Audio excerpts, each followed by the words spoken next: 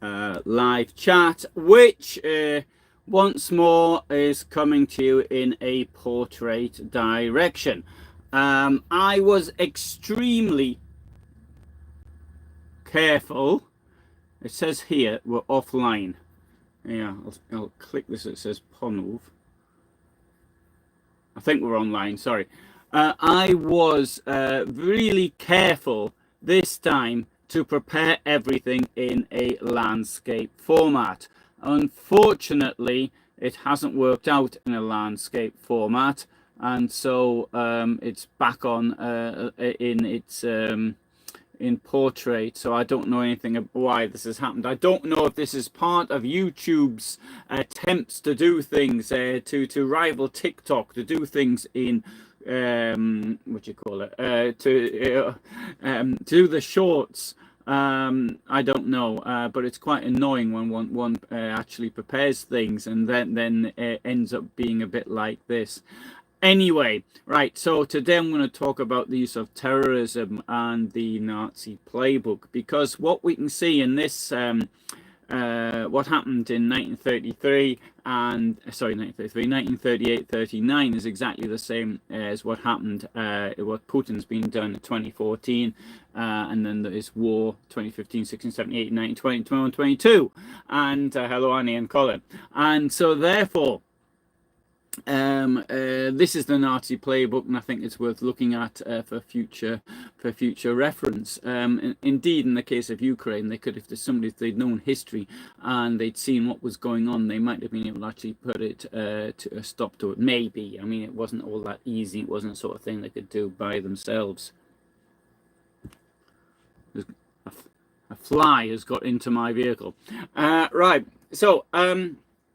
If you look at newsreels from, for example, even from 1938, from September of 38, you'll see the newsreels of people escaping from Czechoslovakia into Germany. And these were the poor, downtrodden Sudeten Germans who had been so evilly persecuted by the regime in Prague. That, of course, wasn't the case, but that is the image that they actually put forward. On the 31st of August 1939, there was a just before the outbreak of war, the day before, at the cinema screens. If you went there, you could see the Deutsche Wochenschau or Woche, and then you would see there was a big piece on people escaping from the evil Poles who were maltreating these poor innocent Germans.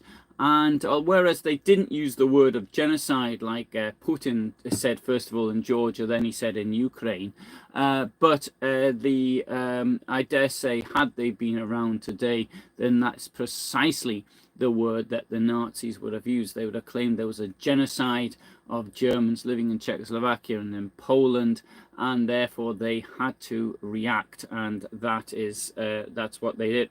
Now, when the Soviet Union broke up, there were millions of Russians living in other countries.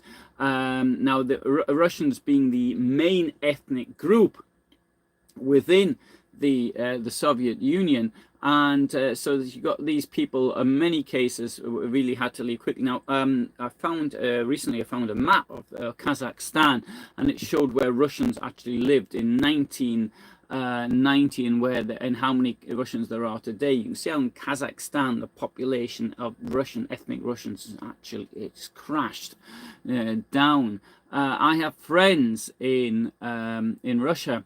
Born in Tashkent, for example. I've got quite a few born in quite a few people born in Tashkent, Uzbekistan. I know people born in Georgia who've now in Russia, and all sorts of other places in the and who left these countries and largely went to live in Moscow, where it is that I actually met them. Germans are slightly different because whereas after the end of the First World War, Germany lost around 13% of its territory, but this was comparatively recently acquired. territory. So, for example, territory which it acquired from France, Alsace-Lorraine, that happens 1871. The territory went east from Poland, which was largely acquired in the previous 130 years. More to the point, I think, was these German communities which had existed in many, many places since the 18th century, or even beyond that. I was living near Łódź in Poland. I have a friend of mine whom on the Facebook group I've actually quoted him a couple of times, and he has gone out looking for the traces of the German culture. These were people who had emigrated there in the 19th century to what was then Russia. But also in the area of Łódź in Poland, the government had the local government, more to the point, but with the connivance of the Tsarist authorities, created a sort of special economic zone in the 1830s. I mean, it's really well ahead of its time, 150 years ahead of its time. In form of trying to encourage industrial development in these areas by offering tax breaks, land, and all sorts of other things. And immigrants came in from all over the place, some of which were from Germany. So that's where you can see some of these big factories, or the remains of the big factories, in places such as Łódź, Żyrardów, Orzechów, and Pabianice, and many others. So, so there were these groups of Germans in various places. Now, Hitler came to power in January of 1933. And in the autumn of that year, he appointed Rudolf Hess to head something called the Volksdeutche Council. And so this was an organization which was meant to reach out to German communities living outside the Reich, and including, in this case, in Austria. And now, Hitler was a pen pusher's dream. It was a bit like Brexit, if you like.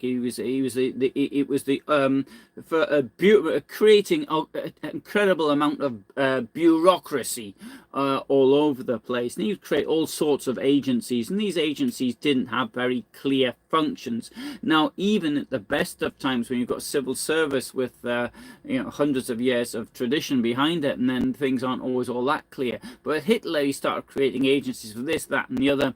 And sometimes there was one case I even saw once where there was one act of law when there was 9 different ministries actually claimed it was their responsibility. But in any case, so this agency called the Volksdeutsche Council, created by Hess, state funded, but not very clear what it was doing, and it sort of came to nothing. But at the end of 1936, Himmler took over the council, dissolved this council, and he created something called the Hauptamt Volksdeutsche Mittelstelle.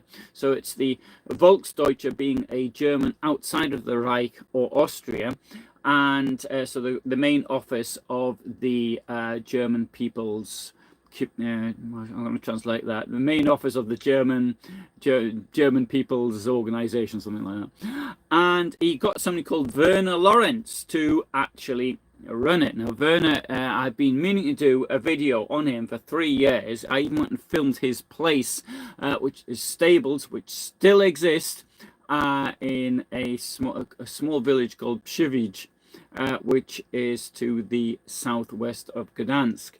And his daughter married a German industrialist, and she died not so long ago, but became quite famous. But anyway, that's a story for another time. And anyway, so Hess sort of agreed that VOMI, the Volksdeutsche Mittelstelle, should have sole authority in ethnic issues. And so other organizations could contribute to it, such as the Foreign Office, but effectively by 1938 it was run by the Sicherheitsdienst, the security department. And not only that, by 1938 it also had a budget of 50 to 60 million Reichsmarks, and to put that into scale, that's roughly the same as the Foreign Office had. So this is a pretty big organization, or at least is very, very well funded. Now, now today you've got things like the British Council, the Goethe Institute, Alliance Française, the Instituto Cervantes, and others, which aim to promote culture abroad. So if you want to learn German, you might want to turn up the Goethe Institute. They'll have a library there, and they'll have some little exhibition on German things on. Or if you want to learn Spanish, you go into Cervantes. The British Council, in my experience, has always had a good library to go to, and so I was a member of it in Warsaw, for example. And so you've got these functions of these organizations which are designed to pursue culture abroad. Now, in some cases, they may even sort of fund other organizations. So you might want to sort a British dance group up, or can't imagine what we'd be doing in that, but for example, and then you'd apply to the British Council, you get a grant, and then you start up a British dance group or something along those lines. So this is actually to produce cultural organizations. Now, in some cases, though, when there's an ethnic minority belonging to another country, which is living in another place, then they may also actually give support to organizations like scouting groups or churches or mosques or whatever it is, which is part of what they seem their group. So there's nothing unusual in the idea of this, but what made VOMI stand out, it is this huge budget. I think the British Council, correct me if I'm wrong, but I mean, I think the British Council now have been given orders that it had to be self-sufficient, and this is something dating to the 90s. I suspect, though, that the Goethe Institute, Alliance Française, is heavily subsidized. I haven't checked this actually before I did this, so I don't know. So my apologies if that's wrong. Now, one thing that the German government did, it actually sponsored things like political parties and similar organizations in the countries. Now, for example, Poland was formed in part from a large chunk of what had been Prussia or Germany, and then had previously Prussia, previously been Poland, but there was that, and within this there was a very large German minority, and even the government in Berlin actually sponsored things such as there's a Partia Młodoniemiecki w Polsce, the Young Deutsche Party in Poland, which was formed in 1921. Active throughout the country. There was something called the Zjednoczenie Niemieckie, the Deutsche Vereinigung, the German Association that was in the Pomerania. There was a Deutsche Volksbund or Silesia.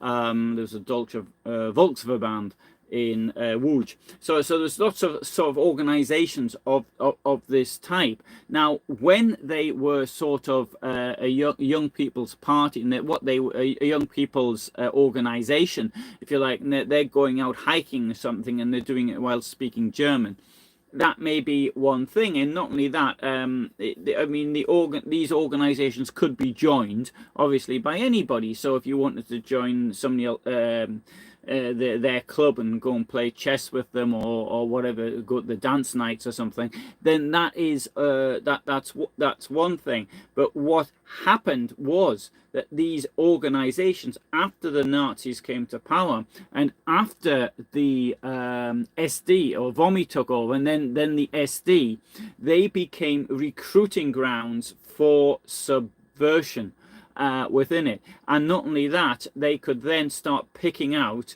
those people. Now, approximately 25% of the entire German speaker in 4 in Poland before the war was a member of some organization which was funded by VOMI. Now, this could have been just it could have been a church group, or it could have been a dance group or whatever, but some of them were absolutely political, and this created this fifth column, which could then start attacking, particularly after the Sicherheitsdienst started sending its characters in there to precisely direct it in the way it wanted to go. This is precisely also what happened with Putin in Ukraine. only in the case, for example, of Crimea, is a very clear case that organized crime was also involved in it, which I haven't seen evidence for as far as Poland's concerned in the interwar period. So in the October 1938, there was the Munich Agreement. Czechoslovakia was sort of carved up, and there was an organization for the Germans in Czechoslovakia by a character called Konrad Heinlein. And Heinlein was one who was arguing for unification with Germany. Now, the fact that Czechoslovakia had never been part of Germany didn't bother Hitler. Czechoslovakia had previously been part of Austria.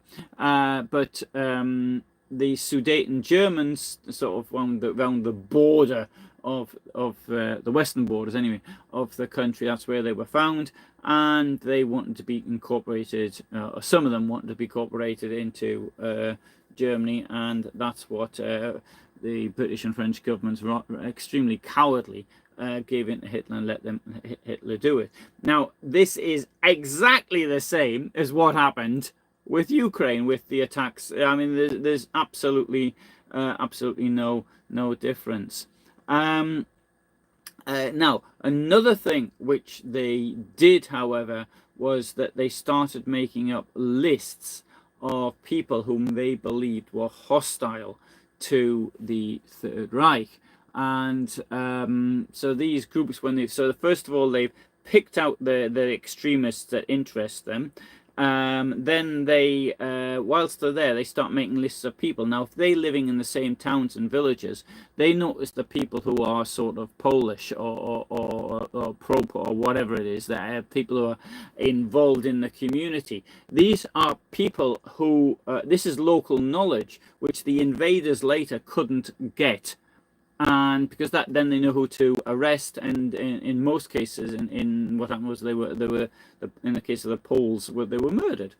So this book was called Sonderfahndung Buch, Poland, and that was lists of people who were arrested. And I think the majority of people were found and they were arrested. There was one actually for the United Kingdom as well, a list of people who were due to be arrested when the United Kingdom was occupied. Now, this book had 61,000 names on it. And now that shows an incredible amount of local knowledge. I think the British one had 3,000 names or something, and some of the people in that one were even dead. So this is due to the subversion that was actually coming from inside. I mean, it was even things like Polish gymnastics organizations. People who were members of it could find themselves being arrested. Obviously, it was people who were taking part in the uprisings against German rule, which had happened in the aftermath of the First World War.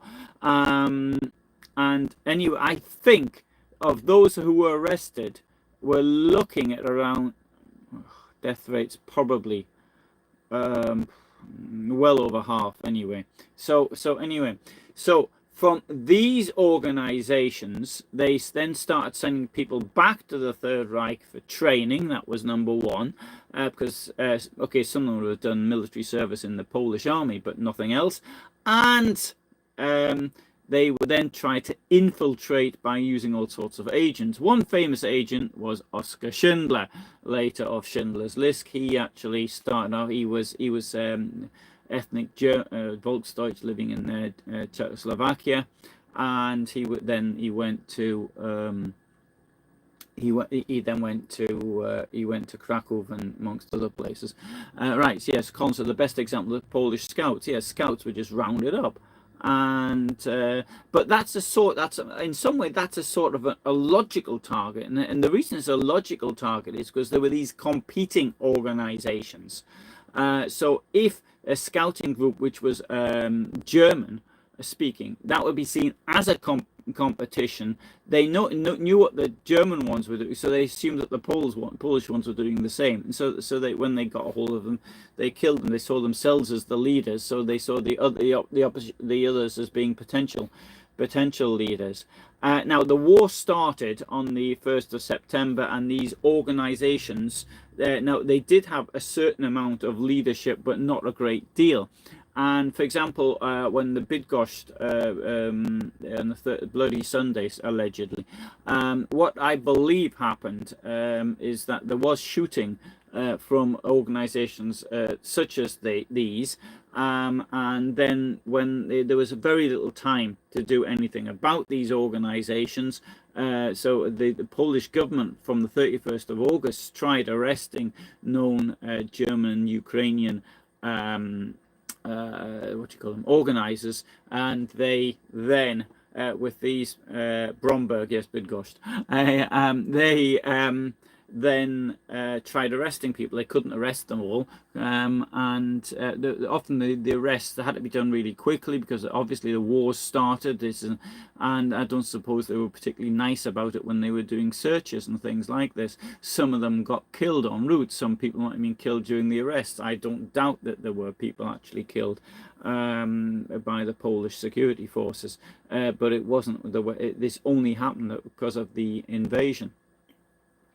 Anyway, so the on the 8th of September, or rather between the 8th and the 10th of September, Himmler had a meeting, and he said he decided he was going to form something called the Selbstschutz, Selbstschutz, self-protection, and these using these groups which had themselves formed. And these groups are previously used, like Heimwehr, for example, Heimwehr Danzig, Hilfspolizei, help police, I suppose, doesn't sound very good, Bürgerwehr, there you go, citizens army, something like that. And so it was these organizations, and the one of these organizations was the one I started with, the Young German Party in Poland, which then formed a Freikorps, which then went on to commit crimes, for example, in the Katowice area.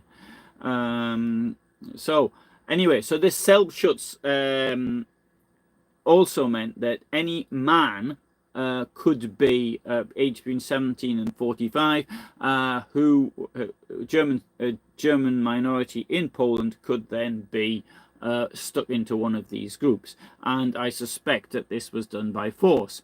And so if they didn't do it with the occupation having started, then you have a problem. If you didn't sign the Volkslist and you were German, you could have serious problems. And so they are being forced to make a decision. They are then forced into something which they don't really want to do. Yes, it's utterly a fifth column. I've forgotten where the word fifth column comes from. No, it's the Spanish Civil War. That's where it comes from. Sorry, yes. Anyway, so the thing is, this is that these terrorist organizations, effectively using locals directed from abroad. This is precisely what Putin does today. This is precisely the Nazi playbook. Right. So I think that's it, really. What I can say on this. I'm going to do a video on this subject instead of trying to remember things. So I'll put that up eventually. I've got a few notes I've made on it, and I might even talk about the Selbstschutz. But anywhere you go, for example, in the former western areas of Poland, those areas that had been detached from the Germany at the end of the First World War, you can see over and over again it's these Selbstschutz organizations which committed the crimes. And so I think that whereas the leaders are, I mean, we know the names of the leaders, so are often that they were sent from the Reich, so hardcore Nazis, but the people under them were not, and these were people who had been largely radicalized. And for the main, these people were never actually caught. So it's got things like the massacres that took place in Bydgoszcz as a result of the alleged Bromberg Bloody Sunday. The huge massacres took place. I mean, thousands of people. This place called Pierznica, which is near Wejherowo, Neustadt in German, and there we've got about 15,000 people were killed in September and October of 1939. Utterly horrendous wave of terror which took place in these border areas, and then often people found themselves in a very difficult position, because they could, in some cases, go on the Deutsche Volkslist, but that might save them from being deported, because there was mass deportations afterwards. But on the other hand, it also meant they had to go to the German army. Okay, thanks for listening. That was this morning I was thinking, yes, same sort of thing. Bosnia Herzegovina, yes, definitely. This is the problem when you get when people have to make a choice which side they're on. You can even see things like Northern Ireland. This happened, where I understand it's very similar today, but I mean, when I was in the army, I mean, it was a case of all the Catholics had gone to one area and all the Protestants were in the other, and so in that's in the early 80s. I understand it's still the same. I don't know, because I haven't been for a very long time, but I haven't been to Ireland since the 80s anyway. I think this is always the case, that you have to make the choices have to be made. In parts of Poland, for example, what is today Ukraine. So you had bandits. Bandits could be of various nationalities. You had organizations like Army Krajowe or the Battalion Chłopskich. You had the UPA, so Ukrainian nationalists. They're all fighting amongst themselves. And then there's the poor farmers, who are the ones who are being attacked for their foodstuffs, and they don't know what to do. They don't know who. There's nothing they can do. And I think people in towns, they had to decide. They had no choice. They had to decide what side they were on, and that I think that's almost certainly the case today in Ukraine as well. Nagorno Karabakh. You know what? When the war started, I've said for years. Sorry, wrong tense. I said for years that Armenia needs to come to an agreement with Azerbaijan. And the thing is this: Azerbaijan's got an economy and a population which is about 3 times larger. It can flatten it. Okay. Armenia won in 1992. I don't quite understand how it won, because I did try looking at this war and some, but I don't understand how it won. But it did win. It had to come to an agreement about this, and it didn't do it for utter stupidity. It continued to hang on to land which was clearly had been part of Azerbaijan previously, and you may recall the riots that took place, and not just riots, but there was the pogroms in a way, which took place in both Armenia and Azerbaijan under Gorbachev, whilst the Soviet Union was still in existence, about the transfer of Nagorno Karabakh. When I believe that Armenia had a fantastic opportunity, and this just shows how the stupidity of nationalism. If they had come to an agreement, none of this could have happened, and Armenia today would have borders which are far greater, far better, and far for its own. I do appreciate, if you look at the map of Nagorno Karabakh. Actually, I did this during the last. Well, I got the Google Maps out as big as possible, and I looked at where the roads are. It's really curious the amount of exclaves with both sides that both sides had. And indeed, as one of the biggest exclaves in the world is Azerbaijani territory, which is sort of sandwiched to the south of Armenia. I think it's really curious and interesting borders. It should have been utterly clear to the Armenians that they had this fantastic opportunity. They were holding the land. They held the cards. They should have done something whilst they had the opportunity. I think I would say I'm relatively neutral on this one, but Armenia now, okay, both sides were trying to rely on Russia. Azerbaijan does have this, the regime there is totally corrupt. But I don't know if I answered the question. What do I think? But I can see the Azerbaijani point, and I really think they should have done something. That's my the thing is this. I believe Armenia could have hung on to Nagorno Karabakh. All it had to do was to give back the land which it had occupied after the First War 31 years ago. That's all it had to do, in keeping Nagorno-Karabakh, and maybe with a corridor to get there or something. Anyway, just shows how stupidity, nationalism doesn't allow things to actually work. During the war 3 years ago, it's 3 years ago now, in fact, wasn't it? I did follow it. I mean, it was rather strange, that war during the COVID times as well. It's only strange when they've got they're doing press conferences and talking about when they're wearing masks and they've got shooting outside. I was just wondering what it was like in the field, people in tanks and things. And I mean, last year I was on a base in Ukraine, and somebody got COVID, and then there was the fear that that everybody would end up getting it, and because everything is sort of really close together. It's not.